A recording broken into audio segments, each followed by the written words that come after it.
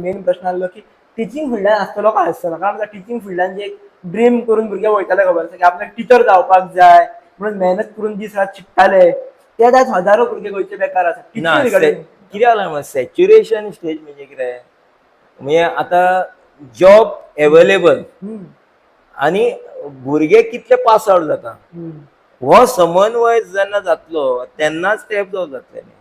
ते कितें जाला वेकन्सी कमी जाता आणि भुरगे भरपूर उरले. म्हणजे समजा तुझी वेकन्सी 200 आसा आणि भुरगे 600 भायर सरले जाल्यार 200 जाल्यार 400 उरले, ते परत फुडल्या वर्साक उरले, हे परत 400 तेका पाडलं जालें. पाडलं जावन जावन जावन सगळे हे जाले, गर्दी जाली ती. म्हणून आणि मागीर परत तांकां मिटयता म्हणसर ते जॉब एबजॉर्ब जाता म्हणसर ताका आनी टायम वयता. मायंड ओपन करून तुम्ही सांगला अशें वेगळे बाकी फिल्ड सोदचे पडटले. हय सोदचेच पडटले. खूब जाण हांवें अशें पयला टिचींग बीएड केला खरें, तो म्युजिशियन जालो.